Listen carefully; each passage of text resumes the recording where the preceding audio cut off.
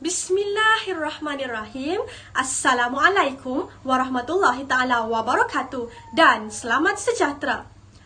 Alhamdulillah, bersyukur kita kehadrat Allah Subhanahu wa ta'ala kerana dengan limpah kurnia dan keizinannya dapat kita sama-sama mendengar ucap Tama 2 bertajuk Inovasi Pemangkin Kelestarian Pendidikan Masa Kini yang akan disampaikan oleh Yang Berbahagia Datuk Wira Dr. Abu Bakar bin Muhammadiyah, Ketua Pegawai Eksekutif Perbadanan Teknologi Hijau Melaka. Hadirin sekalian, sebelum kita mendengar pembentangan daripada beliau, izinkan saya menyampaikan serba sedikit biodata mengenai beliau. Beliau berkelulusan ijazah Dr. Falsafah di University Dundee, United Kingdom pada tahun 1994, iaitu pengkhususan dalam bidang teknologi konkret. Pelbagai anugerah yang telah diterima beliau, antaranya Anugerah Darjah Cemerlang Seri Melaka oleh Gubernur Melaka pada tahun 2017. Bukan itu sahaja, beliau juga mendapat Anugerah Darjah Mulia Seri Melaka oleh Gubernur Melaka pada tahun 2004. Selain itu, beliau merupakan ahli Lembaga Perbadanan Teknologi Hijau bermula pada tahun 2020 hingga kini. Tanpa melengahkan masa, majlis diteruskan lagi dengan pembentangan oleh Yang Berbahagia Datuk Wira Dr. Abu Bakar bin Muhammadiyah, Ketua Pegawai Eksekutif Perbadanan Teknologi Hijau Melaka, yang bertajuk Inovasi Pemangkin Kelestarian Pendidikan Masa Kini. Majlis dengan segala hormatnya mempersilakan. Bismillahirrahmanirrahim. Assalamualaikum warahmatullahi wabarakatuh. Terima kasih kepada pihak penganjur Seminar Kebangsaan Pendidikan dan Intervensi Amalan Bilik Darjah 2021 pada hari ini. Dan hari ini saya juga merasa sangat gembira kerana telah dipilih oleh penganjur untuk bercakap berkenaan dengan inovasi pemangkin kelestarian pendidikan masa kini dalam ucap pertama saya. Sebenarnya bila bercerita tentang inovasi ini, saya sangat berminat kerana karier saya daripada awal bercerita pasal inovasi. Itu pasalnya akhirnya dulu saya bekerja di Kementerian Sains dan Teknologi Inovasi adalah nak bercerita pasal inovasi. Kerana bagi saya, kalau kita tidak betul-betul memahami inovasi, macam mana kita nak mengajar pelajar-pelajar kita tentang inovasi? Macam mana kita cikgu-cikgu nak bercakap tentang inovasi kalau kita sendiri tak faham apa makna inovasi itu. Jadi saya, permulaan ni saya nak cerita ada satu benda berkenaan dengan pengalaman saya. Saya ni sebenarnya pada satu ketika dulu ada satu orang budak muda, dia datang jumpa saya. Dia nak mencipta satu alat. Alat ini adalah alat yang bagi saya adalah satu innovation. Bagi saya adalah inovasi. Kerana dia nak menukarkan satu barang itu kepada satu bahan buangan kepada satu bahan lain. Tapi bukan itu sebenarnya, bila kita nak menukarkan benda itu kepada satu benda lain, itu bukan satu benda yang lain, tetapi dia mencipta satu alat. Alat itu inovasi. Jadi dia mintalah grant. Dia minta grant dekat kementerian. Lepas tu dalam satu mesyuarat saya tengok proposal kepada pendidikan ni tak ada. Bila saya tanya kepada penyelaras ataupun yang bertanggungjawab, dia kata kita dah reject permohonan ini kerana tak logik. Saya kata, kenapa tolak kalau tak logik? Kerana inovasi itu sendiri adalah benda yang tidak logik. Kalau kita kata benda itu logik, memanglah itu bukan inovasi. Tapi kalau tidak logik, nak boleh dilaksanakan, kalau kita bagi dia sedikit peruntukan, dia boleh melaksanakan satu tugas itu, bermakna ini inovasi. Yang itu saya kata kadang-kadang bila kita mengajar, kita kena tengok inovasi itu. Kadang-kadang bila kita menghargai pelajar-pelajar kita, ada satu benda yang dia nak buat, memang kita kata tak logik, tapi benda ni perlu disupport. Dia bagi penyelidikan, dia bagi sedikit wang. Lepas tu kalau boleh kita mencuba produk ini untuk boleh menjadi sebahagian di kehidupan kita. Jadi dulu pun orang tak percaya. Saya kecil-kecil dulu, orang nak pergi ke bulan, semua orang satu kampung saya tak percaya. Nak pergi ke bulan, satu kampung saya tak percaya. Lepas tu masa balik daripada bulan dulu, mereka kutip batu dekat bulan. Masa tu saya darjah 6 ke darjah 5. Jadi dia buat pameran. Batu bulan tu nak sampai dekat Malaysia, dia buat pameran dari sekolah-sekolah satu Malaysia. Dia sampai kat sekolah saya. Semua orang kata kalau dia nampak macam itu je. Tapi itu adalah batu bulan yang dikutip oleh Neil Armstrong satu ketika dulu. Jadi bagi saya, bila kita bercerita tentang inovasi pendidikan sustainable ataupun kelestarian, adalah satu benda yang pada pemikiran biasa adalah satu benda yang tidak logik. Saya suka cerita. Tiap-tiap kali saya boleh bercerita tentang inovasi ni, saya nak cerita satu pengalaman saya semasa kecil. Saya dulu, mak saya, rumah kami kecil. Saya dilahir kepada keluarga yang agak susah, yang susah. Jadi rumah ni pun kecil. Jadi mak saya, dia kata dengan saya bakar, pasal mak saya masak dekat luar, tapi dia pakai dapur minyak tu, dia letakkan ceri. Jadi dia kata bakar ni, bila air dah mendidih besok mak, bakar bila dah mendidih, tutup api ni. Jadi ya mak.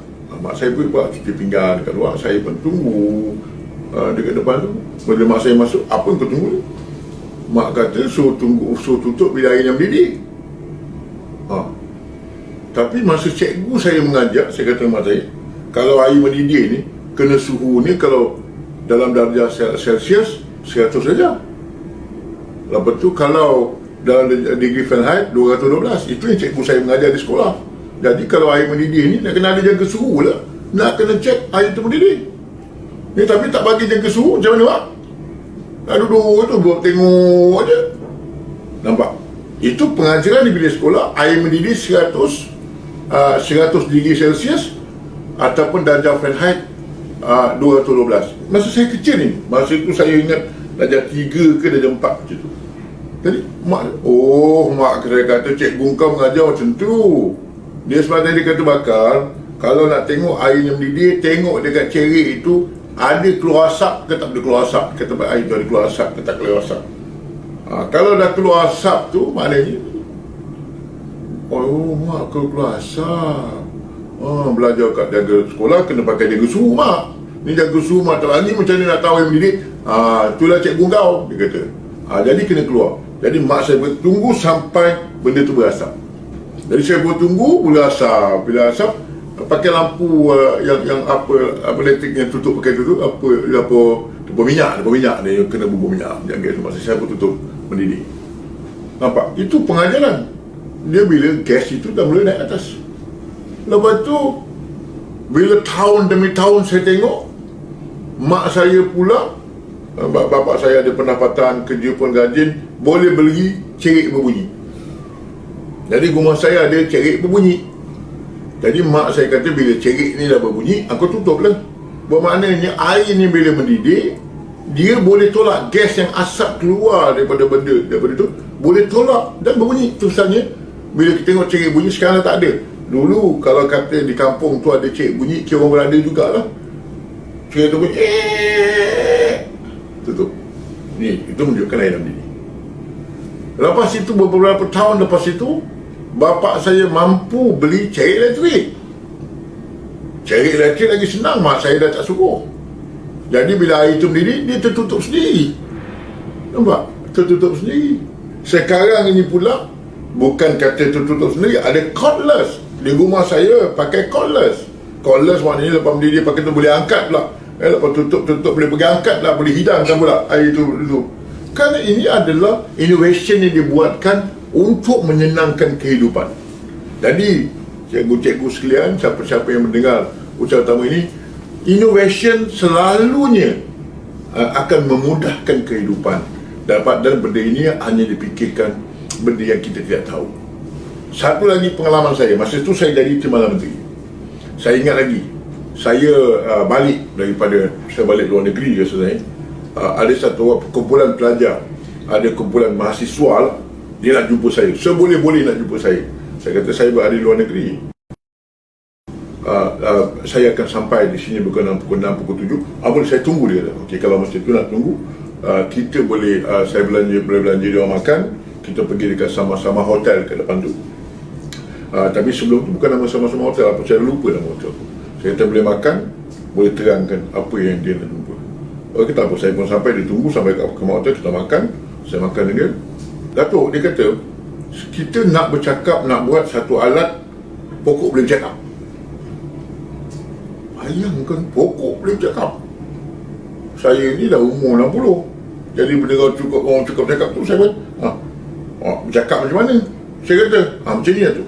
Kita nak cipta satu alat di mana kita pergi ambil daun pokok tu, daun pokok mana-mana, part of the tutuman pokok tu, masuk ke alat tu, kita boleh tahu daun tu kekurangan apa, nitrogen ke, kalsium ke, apa-apa komponen dalam tu, ada beritahu macam kita lah, lebih gula lah, lebih itu, lebih ini. Tapi dia nak cipta, kata okey, sebenarnya baju yang kita bagi tu, baju ni salah. Dia kata dia sepatutnya kita bagi baju ni pasal pokok tu kekurangan baju tu, dengan mengambil some tissue daripada pokok. Saya kata ini adalah pemikiran yang hebat, pemikiran yang hebat.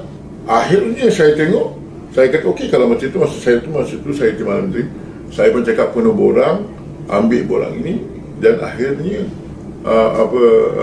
memohon, dan akhirnya cipta buah ini. Jadi saya ingat ini adalah sebahagian daripada pemahaman tentang inovasi yang cikgu kena fahamkan kepada pelajar, supaya kita membolehkan benda ini berkembang luas. Dan bagi saya, innovation mestilah membaiki kehidupan, dan pada mulanya tidak logik, tapi akhirnya akan menjadi logik dan menjadi sebahagian kehidupan. Kalau kita boleh tengok sekarang ini pun sama. Kalau kita tengok game budak-budak dulu, kita ingat dulu kita risau anak kita kalau main dekat luar sampai dekat maghrib tak balik, kita kena risau anak kita.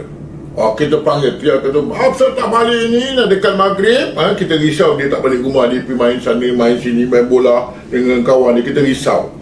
Tapi hari ni anak kita langsung tak keluar rumah. Cucu saya tak keluar rumah daripada pagi sampai ke petang. Orang kata cuti, dia pun cuti. Dia cuti dengan komputer ni kat depan, dengan telefon satu, dia boleh duduk, dia mainlah game itu ini. Kita pula bila nak keluar budak ni, pergi ambil angin dekat luar, kadang-kadang tak keluar. Tengok budaya. Ini budaya yang satu benda yang kita kena lihat, sebahagian daripada kehidupan telah berubah disebabkan oleh innovation. Saya dulu biasa jadi wakil rakyat. Wakil rakyat di Tangga Batu. Saya ada jumpa satu orang peniaga daripada Bukit Rambai. Dia kata, Datuk,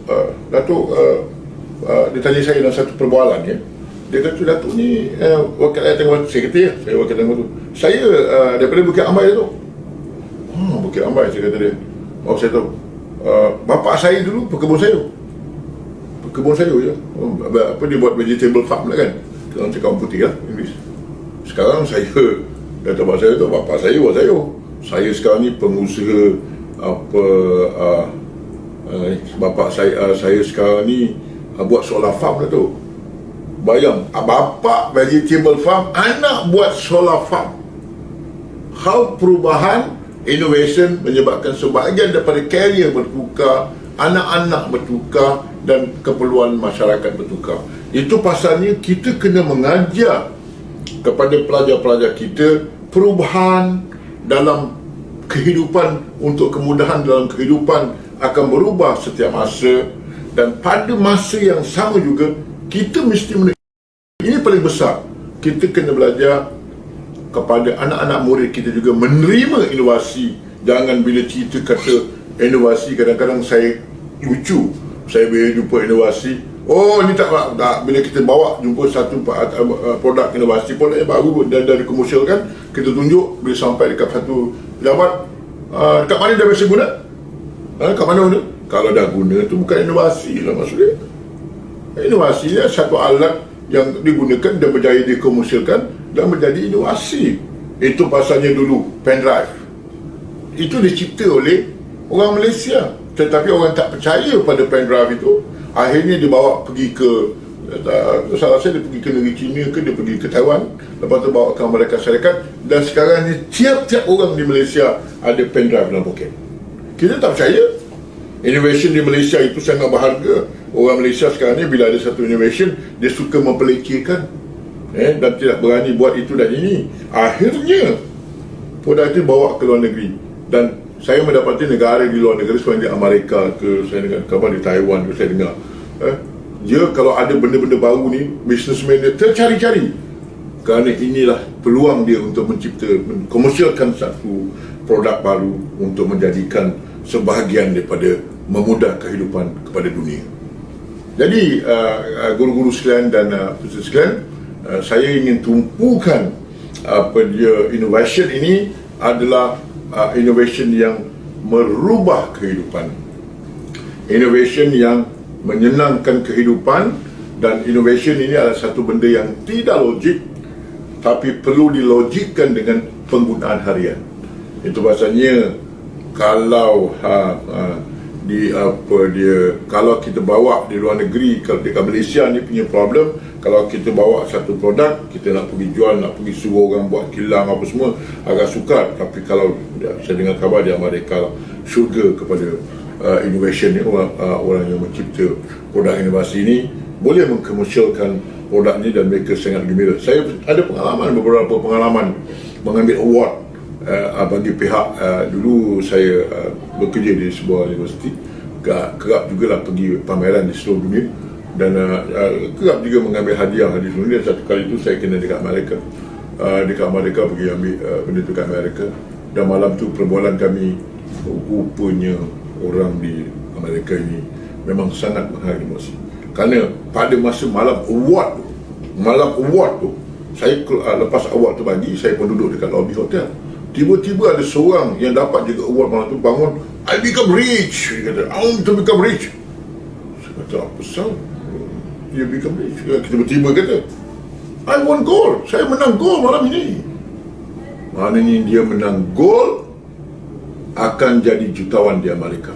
Tapi dekat Malaysia, berapa banyak orang menang gold? Universiti ada berpuluh-puluh gold. Dekat sekolah rendah pun ada yang menang berpuluh-puluh gold. Bukan gold level Malaysia, level dunia. Banyak award. Saya pergi, saya berpeluang menjadi Cemala Menteri dulu, berpeluang pergi banyak event-event begini di seluruh dunia, dan kebetulan profession saya juga banyak tentang inovasi. Akhirnya saya dapati kita di sini orangnya tidak menghargai inovasi, dan benda ini kepandaian mana seolah-olah macam kepandaian kita, reka cipta kita tidak dihargai. Oleh sebab itu, maka dalam pembelajaran pada masa akan datang, kita bukan sahaja mengajar untuk mencipta inovasi ataupun menghasilkan inovasi, tetapi kita perlu mengajar kepada pelajar-pelajar kita agar menerima produk inovasi adalah sebahagian daripada kehidupan. Dapat benda produk baik dari segi makanan pun, baik dari segi kenderaan ke, dari segi uji kaji ke, daripada kehidupan ke, ini kita perlu hargai. Itu pasal baru-baru ni ada satu syarikat di Sabak Bernam, jumpa saya. Dia nak menghasilkan kipas angin yang ada menghasilkan bau. Dia kata ada odor, maknanya kita boleh pilih nak buat apa, bau mana, bau sini daripada kipas angin. Saya kata dia boleh apply ni. Dekat rumah saya sekarang ni ada macam-macam alat. Saya ni pun orang yang minat, kalau tengok kipas angin biasa ada kat situ. Saya ada satu alat yang boleh mengeluarkan apa daripada aircon tu, ada keluar bau lah, ada itu. Saya cuba, saya suka mencuba produk-produk ini dan saya pun suka membeli produk-produk baru ini untuk memudahkan kehidupan. Jadi pengajaran fasa masa hadapan untuk memangkinkan inovasi, maka inovasi ini perlu jadi pemangkin kelestarian. Oleh sebab itu, pelajar-pelajar perlu diajar untuk menerima inovasi ini adalah sebahagian daripada cara untuk memudahkan kehidupan. Saya tak menafikan ada juga inovasi yang merosakkan masyarakat. Cipta bom sekarang ni, kalau tembak ada khabar, kalau tembak ada peluru yang kita kena tembak, dia bukan meletup sekali, dia meletup banyak kali. Ada bom, boleh bom merangkai, ada benda itu dan benda ini. Ini tidak boleh dinafikan kepada kepercayaan manusia. Orang cerita sekarang COVID-19, orang kata COVID-19 ni anak saya cerita lah, betul tak betul saya tak tahu. Anak saya cerita, ayah, COVID ni dicipta di satu makmal. Makmal ni menghasilkan akhirnya orang yang cerita itu meninggal. Orang yang cerita itu meninggal dunia. Kerana mencipta produk-produk ini. Dan ini juga satu innovation yang kita terpaksa menghadapinya untuk masa depan. Jadi bagi saya inovasi adalah satu daripada yang tidak boleh dinafikan. Dia akan berterusan. Kita tak boleh stop inovasi selagi manusia boleh berfikir. Bila manusia berfikir, sudah tentu dia nak improve dari ke hari ke hari. Kalau dia improve, jadi bila nak improvekan kehidupan ini, dia akan cipta benda-benda baru. Bila dia cipta benda-benda baru, jadi benda ini akan berlaku. Macam juga makanan. Kalau kita tengok sekarang ni macam-macam kek dah muncul. Daripada kek pisang, kek apple. Yang tadi bini saya beli, ada orang jual RM28. Kek buah. Buat kek buah oleh masa musim PKP ni. Saya cakap dengan isteri saya, apa orang jual dia beli je. Kita boleh membantu perniagaan mereka. Orang jual kek hari-hari rumah saya. Macam-macam kek. Kek pisang ada. Baru ni dapat kek pisang, tadi kek buah. Kalau tengok masakan tu macam-macam. Sambal itu, sambal ini. Semalam minggu lepas bini saya beli sambal apa RM25. Bila dia cuba, dia kata adik dia kata sedap, dia kena hantar dekat Kedah pakai pos. Adik kata sedap, beli lagi kat sini, pergi hantar satu sambal tu RM25. Ini makanan yang telah di-innovate. Ada kalau arwah mak saya, kalau benda-benda yang baru ni dia tak makan dia. Bapa saya dekat rumah, dia kalau cerita aku tak boleh, dia tak boleh. Dia arwah mak saya pandai masak, dia masakkan. Kalau kita buat benda-benda baru, bapa saya tak boleh. Tapi kita sekarang ni kita kena cuba. Ini dalam bidang makanan, peralatan di rumah. Kalau dulu kalau kita tengok lampu kat rumah, sekarang ni semua pakai remote control. Remote control lagi boleh control. Jadi sebenarnya apabila kita mengajar kepada pelajar kita untuk memudahkan kehidupan, kita tak boleh lari daripada menggunakan inovasi. Dalam kehidupan menggunakan inovasi. Itu pasalnya saya tengok sekarang ni gas. Gas kat rumah kan, kadang-kadang nak angkat macam yang berat. Bini saya kadang-kadang disuruh saya beli, kadang-kadang suruh anak saya beli. Daripada rumah tu nak kena angkat apa semua. Sekarang ni ada rumah saya tengok yang gas dah boleh terus factory fitting, boleh fit kat rumah. Boleh kita dapat beli macam elektrik juga. Kita punya petik je, kita bayar berapa pakai, tak lama lagi gas pun dekat rumah kita boleh fit. Tapi ada orang menakut-nakutkan kita, takut gas ni besok kalau ada kat rumah sentiasa ada, kalau terbakar ni besok rumah kalau terbakar besok dengan gas dah sentiasa ada rumah. Ini cerita-cerita yang tidak yang orang tak boleh terima. Kadang-kadang gas sentiasa ada kat rumah, kalau tong ni sikit, kalau sentiasa ada, jadi orang boleh takut. Padahal sekarang ini kita boleh fixkan gas, mungkin rumah tingkat berapa tingkat semua kita boleh fix, tak payah lagi nak kerja-kerja. Tapi oleh kerana proses menakut-nakutkan ini, kita kena faham. Saya banyak kali chair mesyuarat inovasi ini. Bila alat-alat baru, orang akan tanya macam mana dengan ciri-ciri keselamatan di sini. Orang bila mencipta satu inovasi, dia mesti tengok ciri keselamatan ini adalah satu benda yang penting. Sebelum dia nak perkenalkan orang akan tanya benda itu, benda ini, dan selalunya bila sampai ke peringkat pengomersialan, faktor-faktor keselamatan ini telah diterima pakai. Kerana tuan-tuan dan puan-puan, Saya tengok di Malaysia ini, kita nak katakan negara kita maju, memang kita dah maju. Kalau dekat Malaysia ni punya berhati-hati dia untuk memperbaiki kehidupan, saya ingat banyak negara di dunia pun tak sampai level itu. Kalau kita tengok, kalau orang cipta ubat, nak dapat KKM tu, dia perlu melalui siri ujian itu, ujian ini. Tu pasalnya ambil masa setahun 2 tahun, kerana dia nak mengkaji. Kementerian Kesihatan ini, dia akan mengkaji kesan ubat ini kepada manusia. Bukan senang dia uji sana, dia uji itu. Pasalnya bila kita dapat cop KKM, ada saja KKM di produk itu, maknanya benda ini telah pun menjalani ujian. Dan itu pasalnya macam jenama halal juga. Saya ingat masa saya mula bekerja dulu, orang di Jepun, orang di Jepun, orang di China, dia suka-suka dengan label halal Malaysia. Dia kata label sampai satu company di China, saya pergi company itu kan China, dia nak suruh buka satu department yang mengiktiraf halal daripada Malaysia, tapi buka dekat negeri China. Jadi bila kita buka dekat negeri China satu produk pengiktirafan halal itu, jadi dia kata pasal dia nak cap itu adalah jenama halal di Malaysia, kerana jenama halal di Malaysia ini telah menerima pengiktirafan dunia.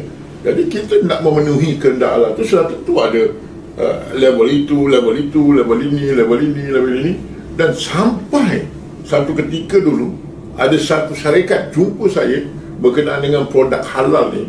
Ada satu syarikat, dia nak buat kajian, dia nak kata ayam halal. Ayam ni kena ada halal. Bila orang tanya kita, kenapa halal ni, kenapa, apa bezanya isi ayam ni halal dengan tak halal, kita kata kadang-kadang orang daripada Europe ke China, Jepun, kita kata the way how we slaughter it. Dan kita kena sebut nama dengan nama name of Allah. Ada ayat-ayat yang kita kena baca. Dia kata what is the different daging yang potong sebutkan nama Allah dengan yang tak disebut. Ada satu company jumpa saya, dia nak buat kajian. Kajian ni dia nak ambil cebisan daging daripada ayam yang dipotong halal dengan ayam tak dipotong, nak dikaji ayam dia potong apa beza dengan ayam yang tak dislaughterkan cara Islam. Ada orang jumpa saya, dia nak buat kajian kerana nak menunjukkan, dia kata halal ini ada efek kepada komposisi ataupun kesan pada daging. Sampai begitu mereka, saya kata you are most welcome. Saya orang yang bila bercerita pasal innovation ni saya sangat minat. Itu pasalnya most welcome. Saya kata dia, sudah tentu ada beza.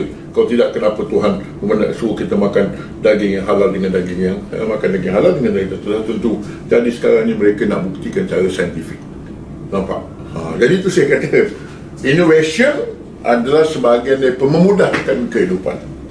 Innovation ada memudahkan kehidupan, menyenangkan kehidupan, dan kita kena mengajar kepada pelajar-pelajar kita pada masa kini dan masa datang menerima innovation ini adalah sebahagian daripada produk. Jangan dakwa itu, dakwa ini, kerana dunia orang semakin pandai, berkelulusan itu dan berkelulusan ini. Sampai satu ketika tuan-tuan dan perempuan ini lawaknya. Bapa saya ada kat rumah. Bapak saya ada kat rumah.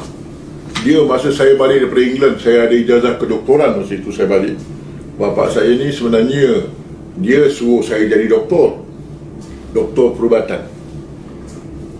Jadi kerana dia dulu, bapak saya ni kerjanya dia kutip baju rumah-rumah orang.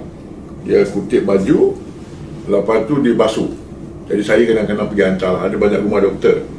Lepas tu dia pun, saya kecil-kecil pun dulu saya naik basikal pergi kutip baju rumah orang, bapak saya cuci, gosok dan pergi hantar. Itu profession saya. Bapak saya buka kedai dobi, kedai kecil-kecil saya makan kan. Jadi bapak saya suruh saya jadi doktor. Saya ni tak berapa dengar cakap bapak saya ketika tu, kecil-kecil. Saya belajar, saya jadi engineer.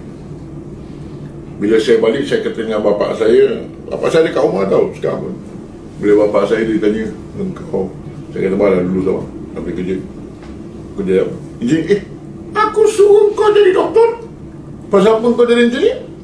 Bapak saya pun tak tahu. Saya belajar di Universiti Teknologi Malaysia, memanglah saya jadi engineer.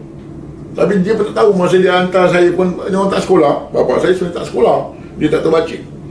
Bapa saya ni memang, saya dilahir daripada keluarga buta huruf. Mak pun tak sekolah, bapa saya tak sekolah. Saya, oh, aku suruh kau jadi engineer, jadi doktor, kau jadi engineer.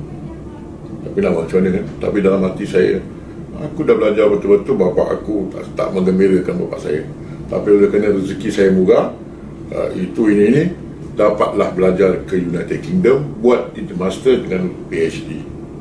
Tuan-tuan nak tahu, saya ni kelulusan saya, PhD saya dalam kejuruteraan konkrit, kejuruteraan awam, kejuruteraan konkrit teknologi.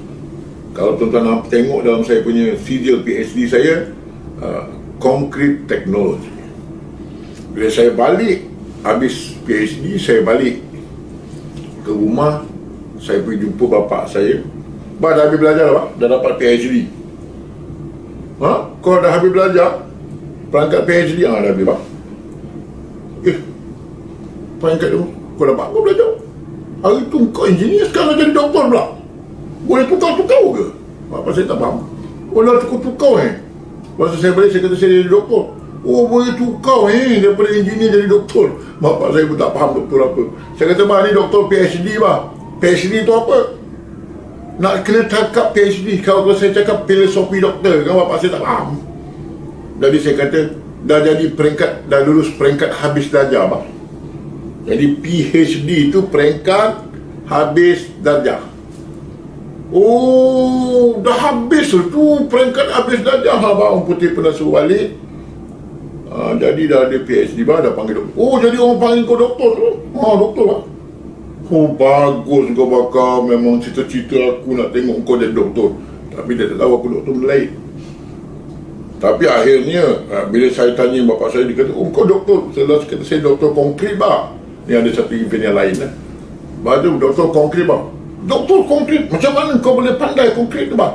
Saya pun pergi dekat kat rumah saya ada tiang elektrik. Saya berketuk. Kekuatan dia 40, bah. Pandai kau bakar. Ketuk aja saya kata dia bisa tahu kekuatan konkrit tu berapa. Adalah benda-benda lain yang joking. Jadi tuan-tuan dan puan-puan, ini sebahagian yang kita kena terangkan kepada pelajar kita. Ini adalah satu benda yang kita mesti menjurus kepada kehidupan, memudahkan kehidupan, mengurangkan peralatan itu, peralatan ini, menggunakan peralatan lain.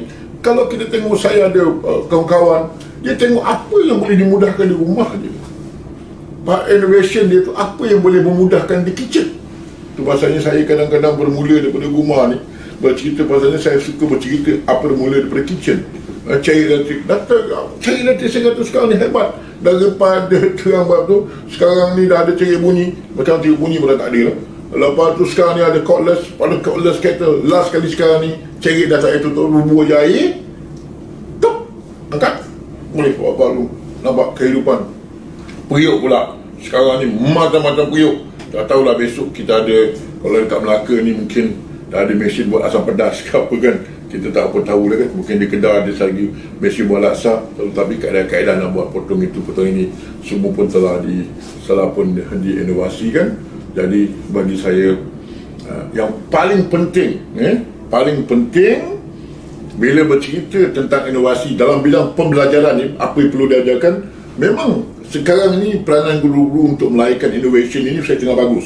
Di mana-mana sekolah saya tengok, baru-baru ni pun ada satu sekolah jumpa saya, baru ni 2 hari lepas, ada satu sekolah tu dia cipta satu produk yang baru. Dia perlukan saya punya sokongan untuk bawa. Saya kata dia, bukan saja sokongan, saya pun akan bawa produk ini untuk ke depan. Itu guru-guru ni memang hebat. Dia oleh pengajar, bagi saya itu adalah satu bayi tahniah pada guru-guru Malaysia. Memang banyak melahirkan produk-produk yang begini, dan banyak saya jumpa. Pengalaman saya berbelas tahun inovasi ni, banyak cikgu-cikgu jumpa saya sampai hari ini, sampai 2 hari lepas pun ada jumpa. Tetapi yang satu lagi peranan guru yang penting, kita kena mengajar anak-anak murid kita supaya mereka boleh menerima produk inovasi ini untuk kehidupan mereka. Ada benda produk baru, kita mesti beli, kita kena percaya. Oh, produk ini boleh begini, boleh begini, boleh begini, boleh begini. Kita kena percaya. Nampak sekarang ni orang bercerita tentang yang masalah saya sekarang ni solar farm, ladang solar.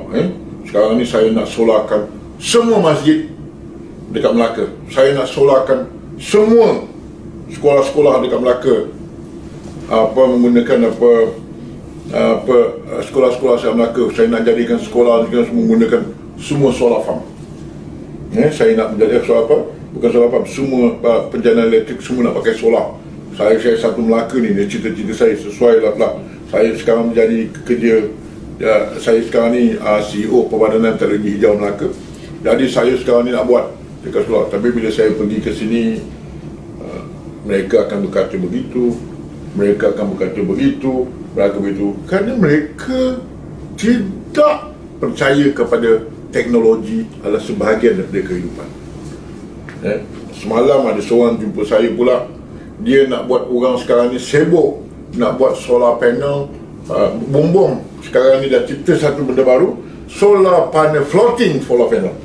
Yang solar panel ni boleh buat atas air. Bila air naik, dia floating. Dia bukan mengganggu tu. Bila bila air naik, bila turun dia turun. Maknanya kita dah Jumat, dah tak gunakan tanah lapang, kita bahagian kolam pun boleh pakai.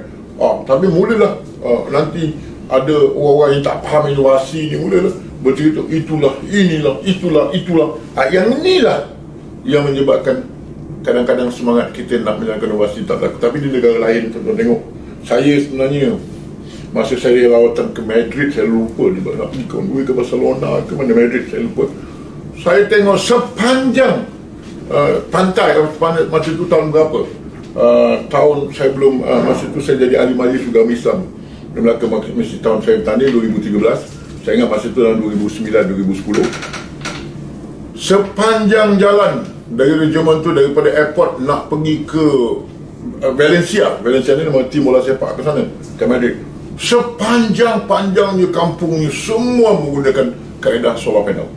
Semua menggunakan tenaga elektrik. Punya hebat. I fall in love with the place. Itu pasal saya kata satu hari besok di Melaka saya nak buat pola-pola ini.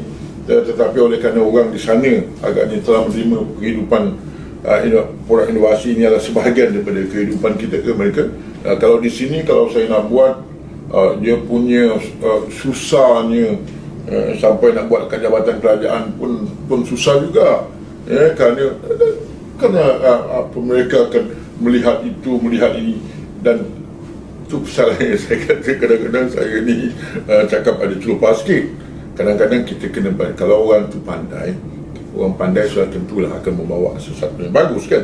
Pasal tu pasalnya kita belajar, anak kita pandai, suruh belajar tinggi-tinggi, suruh jadi pandai. Menjadi pandai rupanya suruh nak dia kerja gaji besar. Okey lah tu. Tetapi kita kena tengok, bila dia pandai, dia akan bawa perubahan kepada kehidupan. Dia akan membawa idea ni akan menjadi sebagian masyarakat. Yang itu yang patut kita banggakan, dan kita harus menerima pemikiran-pemikiran begini. Jadi kesimpulan dia, peserta-peserta seminar sekalian, kesimpulan dia, kita mesti mengajar murid-murid kita macam mana ingin menerima inovasi.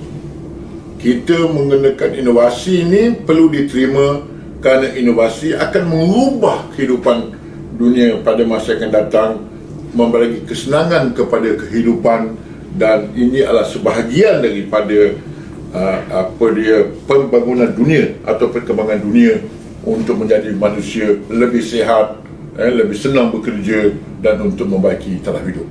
Jadi inovasi di sekolah perlu mengajar murid-murid menerima inovasi adalah sebahagian daripada kehidupan yang perlu diterima pakai untuk menjana kehidupan yang lebih berkesan pada masa akan datang. Jadi saya ingat terima kasih kepada pihak penganjur kerana sudi menjemput saya bercakap tentang inovasi pemangkin kelestarian pendidikan masa kini. Oleh sebab itu, maka saya mendoakan seminar ini akan terus berjalan dengan lancar dan Malaysia dapat melahirkan cendekiawan dalam bidang inovasi dan pendidikan pada masa akan datang. Sekian, Assalamualaikum warahmatullahi taala wabarakatuh. Majlis merakamkan ucapan terima kasih. Hadirin sekalian, Dengan berakhirnya pembentangan sebentar tadi, maka berakhirlah ucap Tama 2 pada hari ini. Seterusnya, majlis menjemput semua peserta ke bilik-bilik selari untuk sesi pembentangan inovasi. Sekian, terima kasih.